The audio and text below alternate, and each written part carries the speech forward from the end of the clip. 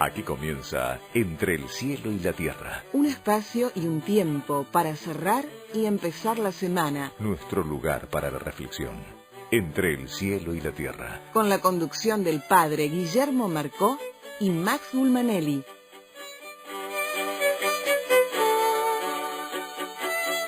Buenas, ya estás acá, ya estás entre el cielo y la tierra. Si no conoces esta voz es porque te está hablando Elías Cisternas, dado que el señor Max Gulmanelli no se pudo presentar por cuestiones personales. Padre Guillermo Marcó, ¿cómo le va? Buenas noches, ¿cómo estás? Me mandó recursos humanos a mi reemplazo. ¿Cómo es con los sacerdotes cuando faltan? Muy bien. ¿Cómo es cuando tenemos faltan? Otro sacerdote que te reemplace. Ah, sí, pero no hay un... ¿Cómo es si te querés ir de viaje o algo así? Y sí, se queda otro cura reemplazándote. ¿A quién hay que pedirle permiso?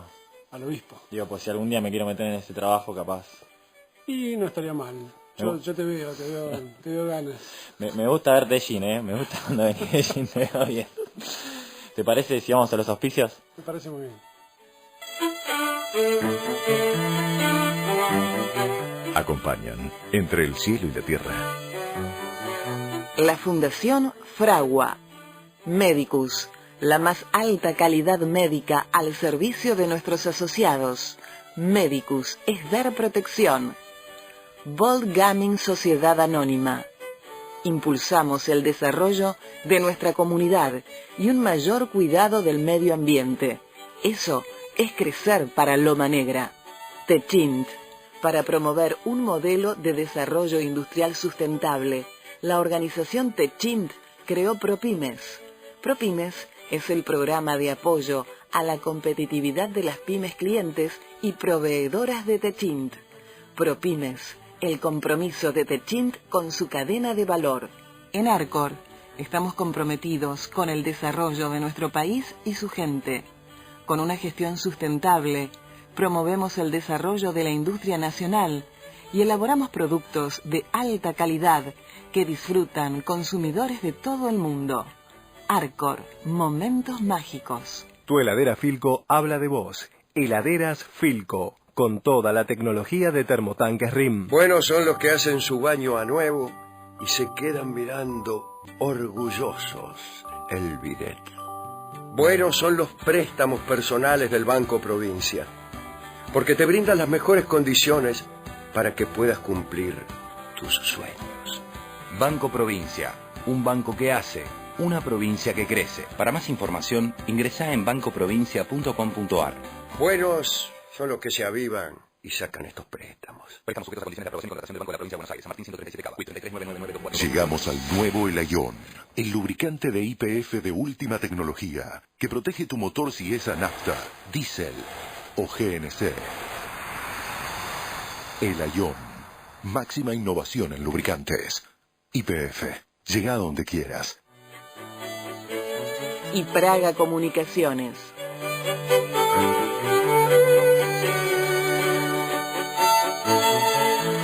Seis minutitos pasaron de las 23 y seguimos acá entre el cielo y la tierra. Padre, ¿qué dice el Evangelio de hoy? Bueno, el Evangelio dice muchas cosas, pero... El de hoy. En realidad el texto de hoy está planteado a la vuelta de Maús, ¿no? Los discípulos vienen y cuentan que bueno, se habían encontrado con Jesús y de alguna manera ese es el relato, otra vez Jesús que se aparece en medio de ellos, están cerradas las puertas, siguen teniendo miedo, y bueno, creo que cada mensaje que nos traen los domingos de Pascua, sobre todo son mensajes en este tenor, a donde hay que descubrirlo al Señor presente, ¿no? Sobre todo no tener miedo, descubrirlo presente, vivo y presente en medio de la comunidad. Hay que pensar que el tiempo pascual es un tiempo de reflexión para saber dónde tenemos que encontrar al Señor ahora. El domingo pasado nos planteaba el texto del Evangelio, que teníamos que encontrarlo al partir el pan y en el pan de la palabra, ¿no? En la Eucaristía, en la palabra.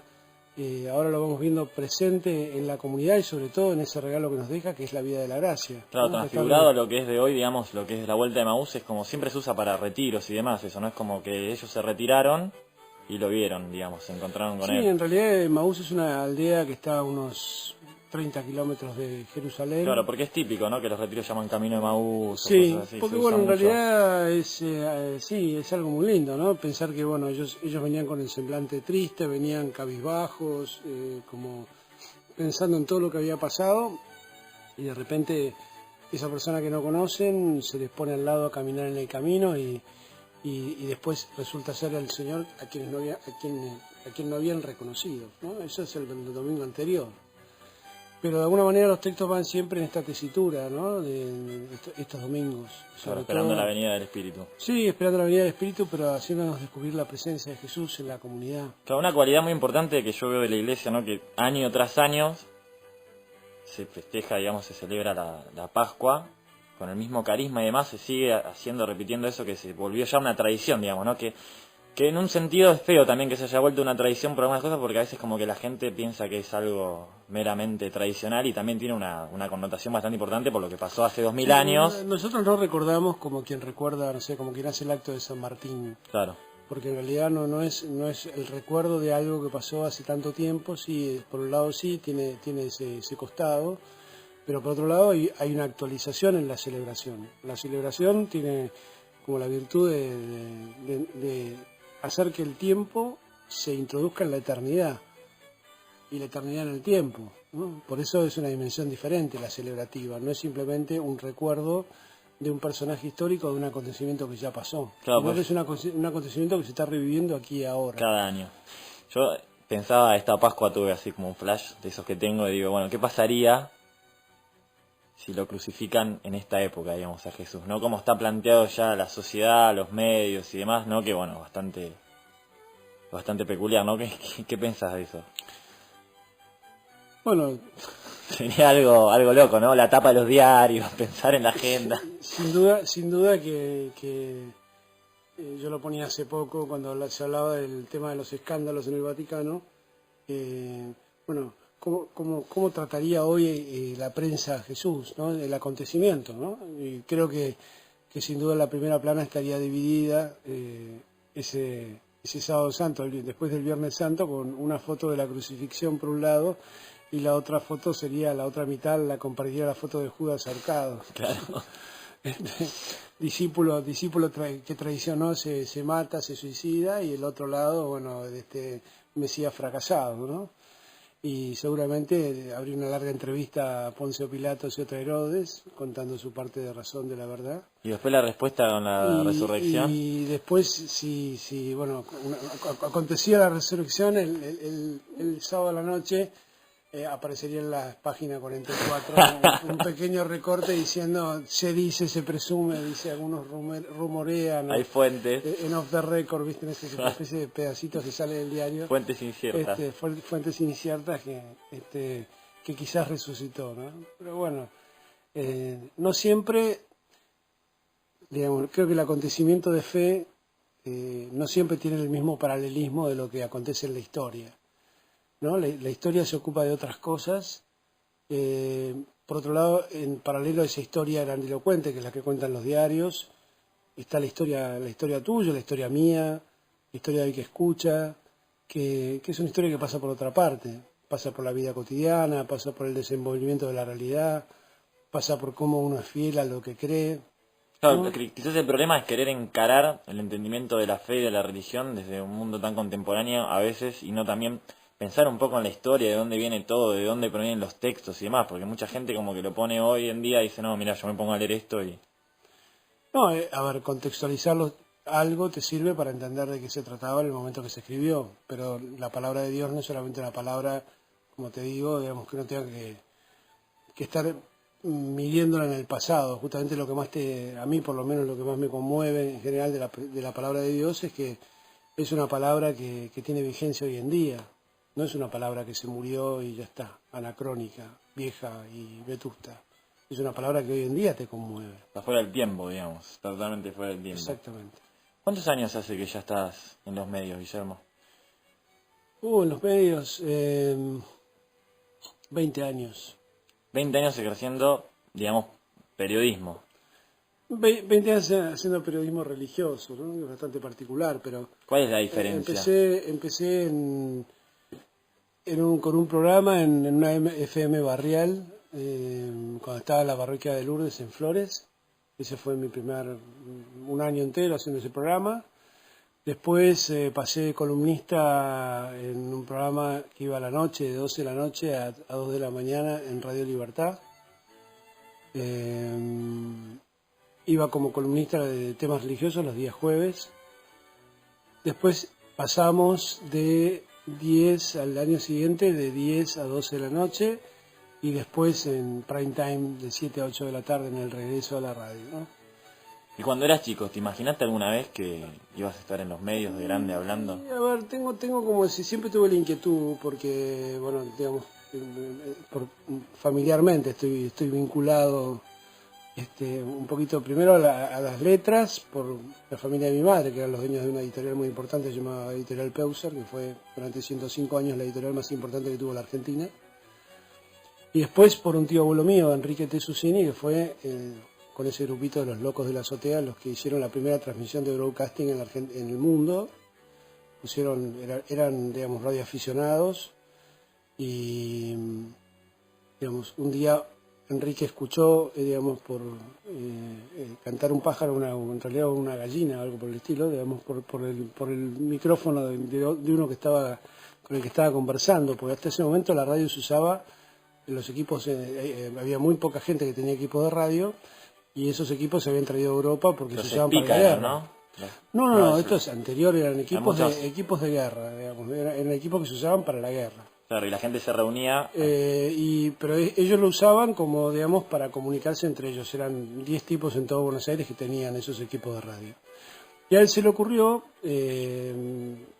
era un fanático de la ópera, colgar un micrófono en el Teatro Coliseo, una noche que se iba a transmitir Parsifal de Wagner. Entonces a esos 9 amigos les dijo, bueno, esta noche a tal hora siéntense en la radio que van a escuchar algo muy especial. Entonces él fue el primer locutor de la historia del mundo. Claro, la primera transmisión. Se sentó y dijo, buenas noches señoras y señores, van a escuchar Parsifal de Wagner. Y digamos, después empezó a sonar la orquesta. Por lo tanto, está considerado el precursor de la radio, digamos, hasta en la radio que inventó Marconi se usaba para otras cosas. Y bueno, la primera transmisión, así como, si se quiere, de broadcasting, y un espectáculo en la radio del mundo, está considerada la de él, Enrique Tessucini, que era hermano de mi abuela. ¿Qué significa el periodismo para vos? Con tantas para verdades mí, dando digamos, vuelta. A ver, para mí es la oportunidad de extender mi ministerio sacerdotal.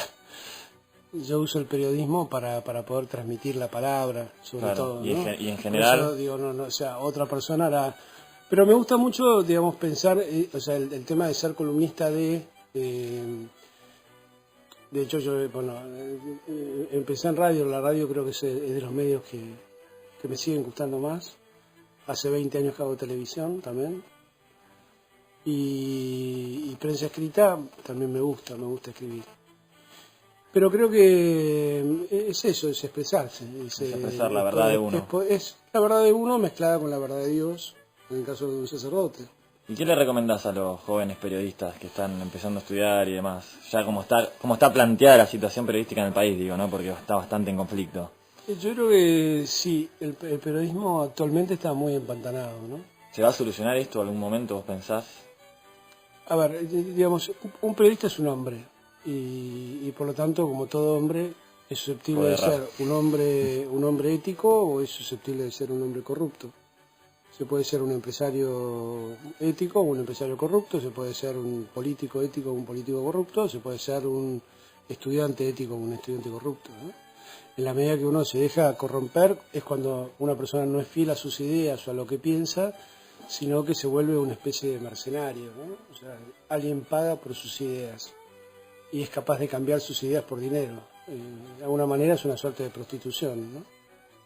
Una mujer que se prostituye es una mujer que entrega su cuerpo con el mismo lenguaje que lo entregaría por amor, pero lo entrega por dinero. ¿Y cómo pensás que se puede revertir, digamos, la situación periodística actual? Digo, porque hoy en día vos sos periodista y te preguntan, ¿para quién respondes directamente? Bueno, antes era el periodista. Me parece que sobre todo es ser fiel a una idea, o sea, y sobre todo a la verdad. Un periodista, A ver, hoy en día me parece que está muy mezclada el periodismo de opinión del periodismo de investigación. En realidad, digamos, si querés, Y entretenimiento ni hablar. Bueno, ni hablar, eso no es periodismo, ¿no? Ya lo tienen como periodismo y es puro entretenimiento con Pero archivo y sí, demás. eso es otra cosa. Pero el periodista de verdad era un tipo que chequeaba las fuentes, que trataba de agarrar un tema y seguirlo, y seguirlo, y seguirlo. Y uno ve realmente investigadores, o sea, ve periodistas que, bueno, realmente son conmovedores, ¿no? Digamos, pueden ser de derecha, de izquierda, no, a mí no, digamos, no pasa por, más allá de que me gustará leer más a uno que a otro cuando estoy de acuerdo con lo que piensan, comparto su forma de su cosmovisión del mundo, pero igual de todas maneras cuando uno lee un periodista que puede no ser de lo que uno piensa, pero es un periodista brillante, la verdad que también no puede no admirarse de lo que escribe. Después te podrá gustar o no la ideología, pero se nota que hay trabajo, se nota que hay inteligencia detrás y se nota que hay búsqueda de la fuente. Bueno, eso para mí es un buen periodista, ¿no? Claro. Siempre te quise hacer esta pregunta y te la voy a hacer al aire directamente. Si te aparece Dios, ¿no? Porque bueno, siempre se hace presente en la Eucaristía, por una animalada sería decir que no se hace presente, pero si te aparece en una forma más humana, ¿no? Y te dice, bueno, hacer una pregunta. ¿Qué pregunta le harías? ¿Tenés idea o...? Y creo que le tengo varias ahí guardadas. Sí. Tengo varias.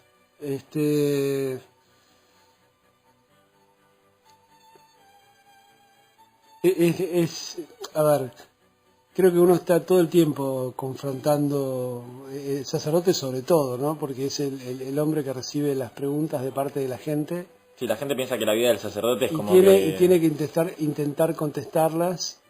Yo hay cosas que no contesto porque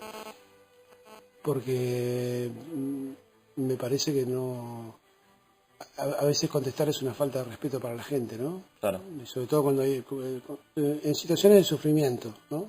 Me parece que... Claro, lo que pasa es que el sacerdote sigue siendo humano y el dominio de la verdad que tiene también es limitado por ser humano, creo, ¿no? Más allá de que tiene una preparación lo que uno teologal. contesta es desde el punto de vista, pero digamos, a ver, uno puede estar como seguro desde la generalidad. Yo entiendo que el ser humano es limitado, que nuestra vida se termina, que Dios lo que nos promete y lo que no nos defrauda es que nos promete la vida eterna, pero, digamos, ¿viste? Hay pérdidas más comprensibles y hay otras que, digamos, cuando vos ves, hay personas que como pareciera que el dolor se ha ensañado con ellas, ¿no? Porque es una tras de otra y continuado y pasa una cosa, pasa otra, qué sé yo. Y ahí sí me surge como preguntarle a Dios, decir, ¿no te parece que es como mucho, no? Claro, ¿qué pasó? Claro, algunos tanto, otros tampoco, qué sé yo. Ese tipo de cosas, ¿no? Bueno, vos sabés que a nosotros nos toca ir a Chacarita una vez cada tanto. Sí, me encantó el otro día que nos encontramos justo al mediodía, para la gente que está escuchando, y yo me iba para la facultad, me acuerdo, y viniste y me dijiste, pues bueno, tienes el responso, una vez por meses, ¿no? A veces no depende, a veces, bueno, yo hasta que fui párroco era una vez por mes, ahora que, digamos, hay una nueva forma, digamos, que nos han pedido a los párrocos que ya no teníamos que ir, que empecemos a ir de vuelta. Y bueno, es una lista que por ahí te puede tocar cada 2 meses. Claro, es random, digamos. Pero bueno, para la gente que está escuchando, el responso, bueno, los sacerdotes se acercan a los cementerios y bueno, cuando llega la familia con a la Chacarita, sobre todo. Bueno, a la Chacarita.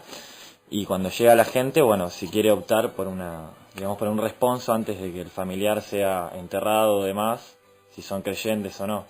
Y bueno, Guillermo, te ha tocado y me impactó lo que me dijiste porque llegaste y sinceramente me dijiste, creo que acá me escuchan mucho cuando digo el Evangelio, ¿no? Porque a veces nos pensamos que somos inmortales. Ese es creo que una de las tentaciones más grandes del hombre es pensar que nuestra vida es infinita, ¿no? Y eso como que conlleva una mala administración de la misma. Es verdad, y yo creo que en esos momentos son los momentos en los que el ser humano se queda sin palabras, ¿no? Porque se quedó sin palabras el médico, porque ya no tiene nada para explicar. Se acaban, ya sí, no se hay acaban. ningún diagnóstico, no hay nada para hacer, ningún tratamiento que te tiene, nada, ya está, se murió. En segundo lugar, porque a nosotros mismos la palabra nos resulta incómoda, ¿viste? Cuando se muere alguien, uno no tiene mucho que ir a decirle al otro, no sabe qué decirle. Claro, con tradiciones, lo siento. Sí, lo siento, te acompaña el sentimiento, qué sé yo, pero bueno, no, pero de alguna manera, no, son, no hay palabras. Las palabras resultan difíciles. Sí, no alcanzan las palabras. Alcanzan mejor los gestos que las palabras.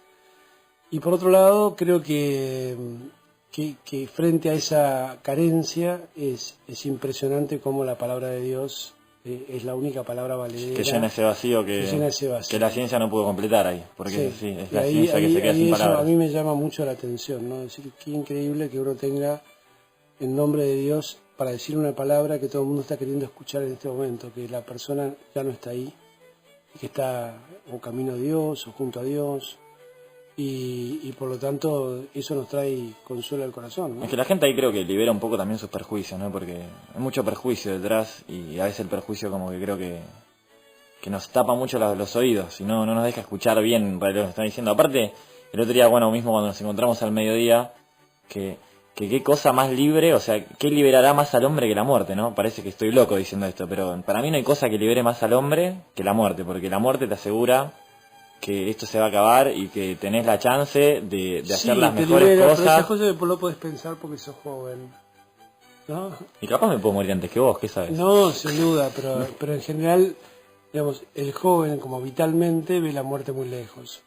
Y la muerte es algo que le acontece a otras personas, y en general personas que ya, digamos, tienen una edad como para morirse, ¿no? Es que eso es un tema complicado, ¿no? El sano equilibrio de decir, bueno, tampoco voy a estar pensando todo el día en mi muerte porque tampoco no es sano. No, sin duda, pero no puedo yo te digo, nada. por ejemplo, yo me acuerdo cuando yo era más chico y se moría alguien que era viejo, me parecía que la sensación que tenía es que había sido viejo siempre. Que nació viejo. Claro, porque no me imaginaba cómo era esa persona de joven. Y aún cuando te mostraba fotos de... Entre el cielo y la tierra, un puente tendido para encontrarnos con Dios.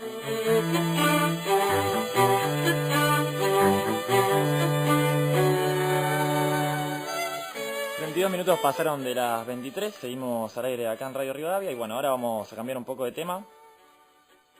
Pasaron ahora 7 años del papado de Benedicto, a los 85 años, y lo tenemos en línea a Sergio Rubín, que es el director del suplemento Clarín de Valores Religiosos y fue enviado hace poco por el diario Clarín a la visita del Papa a Cuba. Sergio Rubín, buenas noches, ¿cómo estás? Te saluda Elías Cisternas y el padre Guillermo Marcó. Elías, buenas noches, ¿qué tal, Guillermo? El gusto de estar con ustedes en esta noche. Sergio, contanos en primer lugar tu impresión así general de estos 7 años de papado del Papa Benedicto. Mira, eso es difícil, digamos, en una apretada síntesis, ¿no es cierto? Yo creo que es un Papa que ha tratado de situar, digamos, en el medio todo lo que tiene que ver, en el centro, quiero decir, todo lo que tiene que ver con la fe, con la fe en Jesucristo, ¿no es cierto? Me parece que ha tratado de colocar eso en primer lugar y lo ha hecho de un modo sereno, nada así, digamos, espectacular, rutilante, pero se ha preocupado mucho porque lo espiritual realmente esté en el centro de su papado, y además me parece a mí con, digamos, un gran vuelo intelectual, porque, digamos, abierto al diálogo con otros. Incluso ha sido un papa que ha dado lugar en el encuentro de Asís a los no creyentes, o sea, digamos, invita a lo espiritual desde una posición ciertamente de apertura a todo el mundo, y esto me parece una contribución muy interesante. Me parece además un papa que se viene mostrando como una persona, yo diría, muy serena, muy tranquila. Me parece a mí que todas esas son señales ciertamente interesantes. Ha tenido, por supuesto, en todos estos años algunas cosas fuertes, algunos traspiés que todo el mundo conoce en su discurso en Ratisbona sobre el Islam, el tema de este obispo Williamson, que estaba aquí en Argentina, de los lefebristas, que le levantó la excomunión y después, bueno, se supo que tenía un pensamiento, digamos, antisemita, bueno, una serie de situaciones de traspié, digamos, quizás por supuesto no buscados por él, pero que terminaron resultando traspiés importantes que yo creo que han obligado a una serie de ajustes a lo largo de los años en su pontificado. Y finalmente, en esta súper apretada síntesis, yo te agregaría que me parece importantísimo la lucha de él contra el tema de la pedofilia en la Iglesia. Me parece que ha encarado con gran seriedad, con gran firmeza todo este tema, que ha sido un gran flagelo que le ha golpeado muchísimo a la Iglesia en todos estos años, y bueno, realmente ha dado una serie de normas y de cosas, le ha dado un giro realmente muy importante al modo de afrontar esta situación, y en general me parece a mí todo el tema de transparentar la acción de la Iglesia, sus finanzas, un tema que ha estado muy presente en los últimos tiempos. Me parece que ha sido en esto muy valiente y ha querido tomar el toro por las astas, diciendo él una frase que para mí marca muy fuerte su pontificado, que es los mayores problemas de la Iglesia no le surgen de afuera de la Iglesia, sino de sus propias faltas. Y esto me parece una actitud autocrítica y de valentía realmente muy importante en Benedicto XVI. En un artículo que ponías en el portal, en Valores Religiosos, era de un portal español, sí, y que es Religión Digital, ¿no? Exactamente. Y bueno, justamente tenía un titular que me impactó, que decía El barrendero de Dios, ¿no? Sí. Pero me parece que de alguna manera lo pinta bien, lo describe bien. O sea, yo creo que el Papa Benedicto XVI en este tiempo ha hecho o ha encarado cosas que estaban ahí, digamos, sin ser resueltas, y creo que, bueno, lo está haciendo como decís vos, con muchísima valentía, llevando a cabo una reforma hacia adentro de la Iglesia, y sobre todo sumamente testimonial. Me parece que yo siempre dije que Juan Pablo II era un papa para mirar y Benedicto XVI es un papa para leer, porque realmente sus escritos son sumamente profundos, pero a la vez simples de ser para ser leídos, para ser entendidos. Creo que este papa tiene una gran capacidad de transmisión en cuanto al mensaje escrito, al documento, ¿no? Incluso audacia en los temas que plantea, porque digamos, su primera encíclica fue sobre el amor de Dios, ¿no? Deus Caritas Est, y ahora por los 50 años del Concilio Vaticano II se anima a alargar un año sobre la fe, que me parece un tema medular. Y esto lo engancho justamente porque me interesa mucho la vivencia que has tenido con respecto a un país que, bueno, ha sido adoctrinado en el comunismo durante tantos años como Cuba. La primera pregunta que te haría es ¿cómo viviste la fe de los cubanos? Mira, es un tema, yo creo, bien interesante el que estás planteando, Guillermo, y realmente a mí me impactó, porque recordemos que es un régimen que es ateo militante, digamos así, que persiguió a la Iglesia inicialmente, ¿no es cierto? El cardenal Ortega y Alamín, ¿no? El actual cardenal arzobispo de La Habana, estuvo en los años 60 siendo sacerdote, preso en un campo de trabajos forzados en Cuba. O sea, digamos, la persecución a la Iglesia fue una cosa realmente muy importante, y cómo se fue dando, yo te diría, una especie de vaciamiento espiritual en Cuba, ¿no? Y medio siglo después, digamos, esto que se está produciendo, de darle un poco de espacio a la Iglesia, me parece realmente una señal pero muy fuerte, ¿no es cierto? Porque, digamos, yo creo que no se puede prescindir, Guillermo, del hecho religioso, ¿no? Los pueblos a veces, fíjate lo que pasó en la Unión Soviética, yo creo que una de las grandes explicaciones de ese desmembramiento fue muy probablemente, digamos, el haber negado a Dios, ¿no? Y el haberle impedido a la gente, digamos, esa conexión con lo trascendente, ¿no es cierto? Eso aflojó realmente muchísimo, y el régimen provocó, digamos, contribuyó a esa implosión. Y a mí me parece que lo de Cuba es un lugar donde se ve, digamos, que evidentemente 50 años de práctica, digamos, de ateísmo militante y un anticlericalismo muy fuerte inicialmente, han hecho mella, claramente. Es un pueblo además que vos lo ves oprimido, no es el pueblo, más allá de las características propias de cada pueblo, no es el pueblo festivo mexicano, digamos, es un pueblo que uno lo ve muy, digamos, sometido, sojuzgado, pero aún así es un pueblo que quiere creer. Fíjate vos que hay, digamos, ya se calcula que hay entre un 60% de bautizados, dicen algunas cifras que da el gobierno, pero la Iglesia ya está hablando de que el 80% de los cubanos hoy ya está bautizado en la Iglesia Católica. Ahora bien, lo que sí es muy baja es la práctica. Claro. Es mucho más baja, pongámosle en Argentina o España, que tienen números similares, que tienen alrededor de un 15% de asistencia a la misa dominical.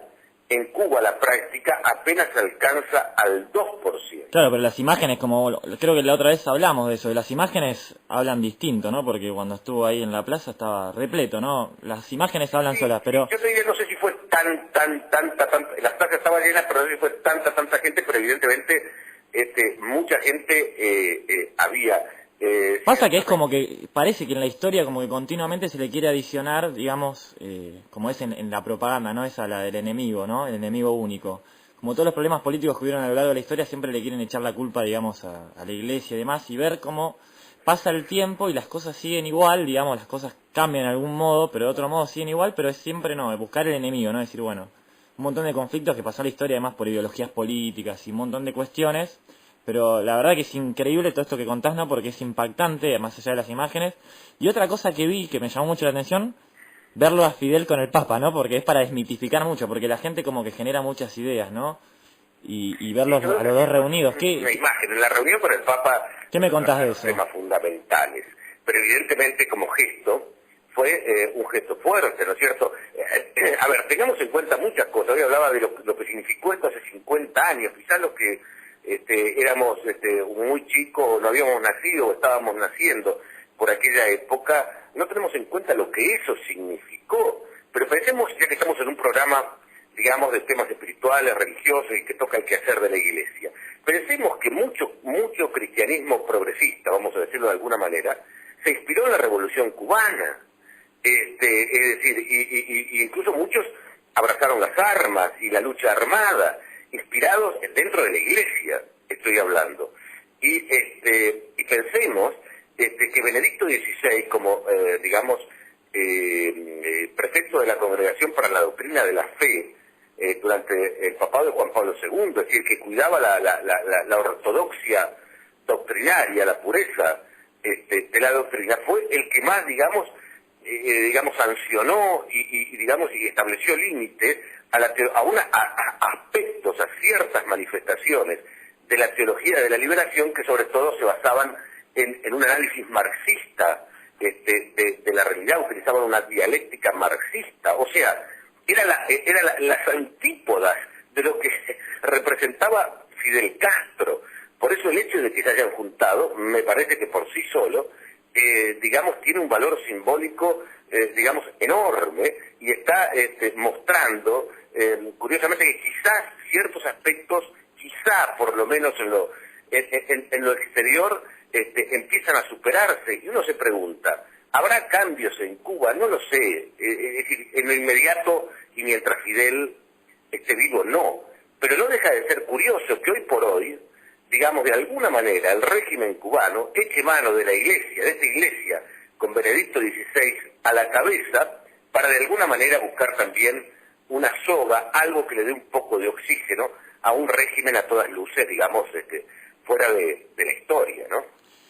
Sergio, lo dejaste pasar, pero quisiera ahondar un poquito en este comentario, ya que mucha gente mira a Cuba como una especie de nación ideal, y vos hablabas muchísimo de una sensación de opresión y de falta de libertad.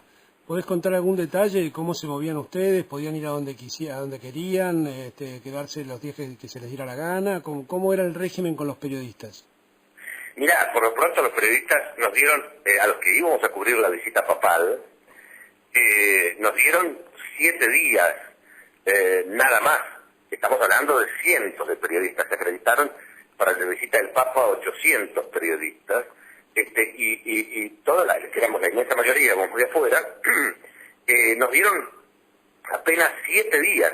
Al 7º día nos teníamos que ir de la isla, digamos, ¿no? Es decir, por ese lado. Es decir, es evidente que había, digamos, una supervisión, un control. Yo trabajé con libertad, a mí no me molestó nadie, pero es evidente que, digamos, todo ese pueblo está en un recorte de libertad terrible, libertad de expresión, olvidate, los canales daban pena, los canales de Cuba. La gente habla muy poco de eso, de la falta de libertad de ese pueblo, que digamos, no se les permite, digamos, prácticamente hablar con los extranjeros.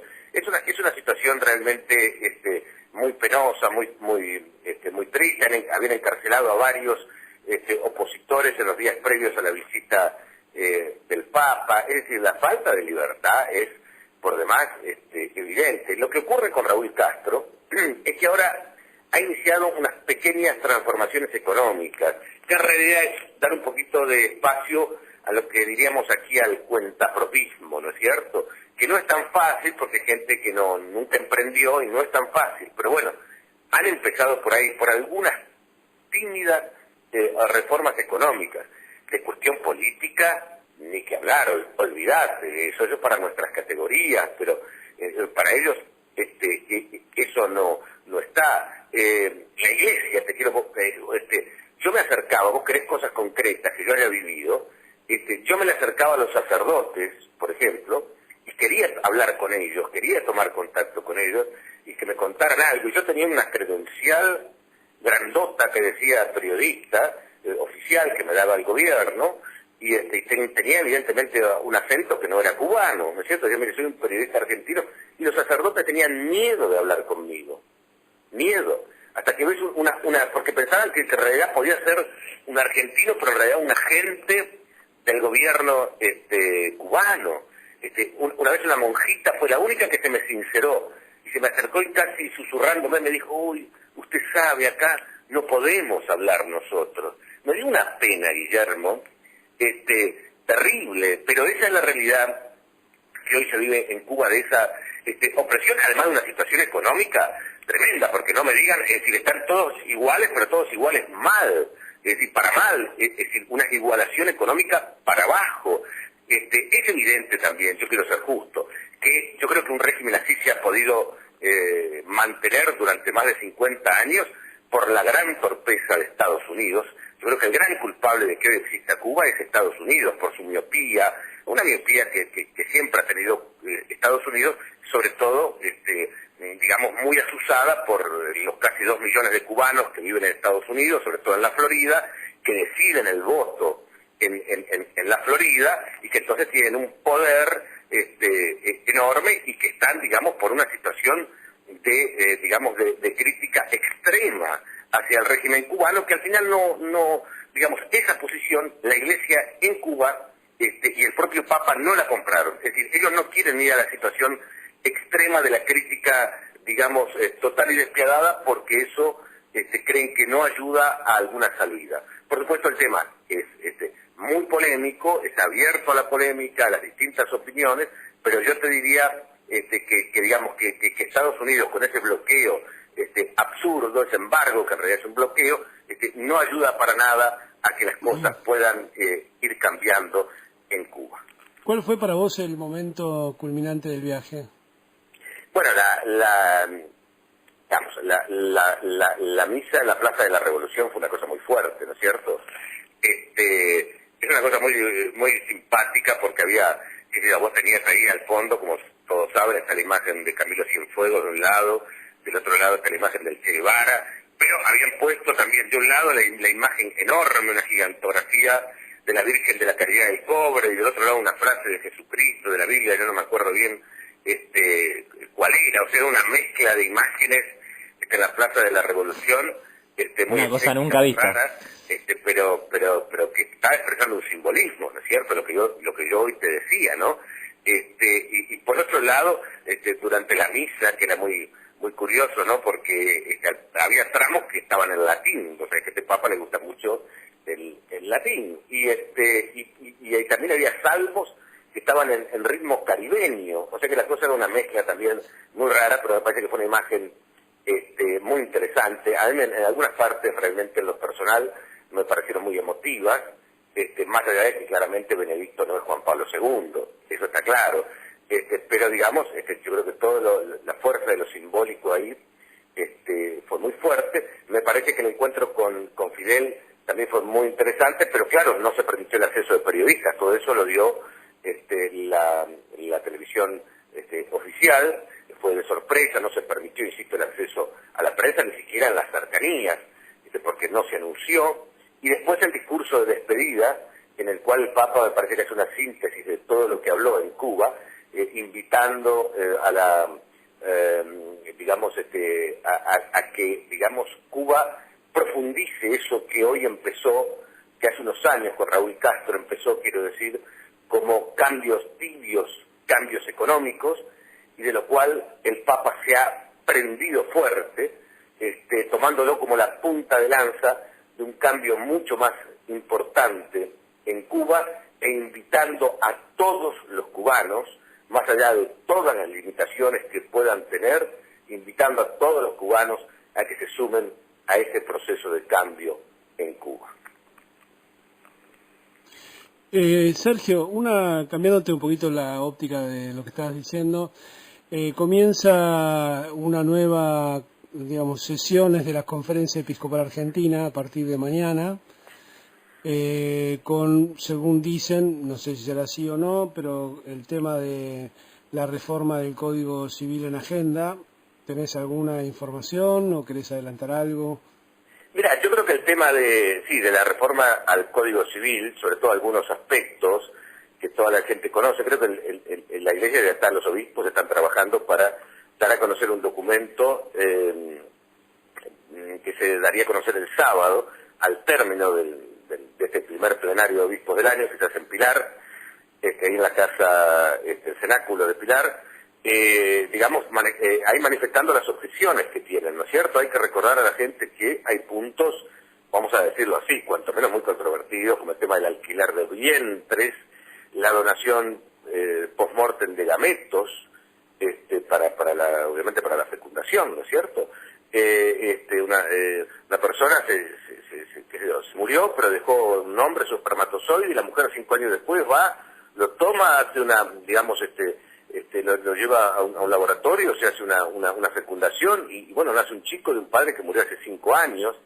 Qué sé yo, hay una serie de aspectos, digamos, que la Iglesia cuestiona, que le parece que no está bien, y que esas cosas deberían realmente debatirse con el debido tiempo y el debido cuidado. A mí me parece que la Iglesia quiere manifestar esto, me parece bien que manifieste su posición y que esto sirva, digamos, para abrir un debate, porque, digamos, está bien lo que decía la presidenta, que seguramente hay cosas que deben actualizarse y que deben mejorarse. Por ejemplo, se habla también del tema de la adopción, vamos a ver a dónde llega, que todos estamos de acuerdo que hay que actualizar todo lo que tiene que ver con la adopción.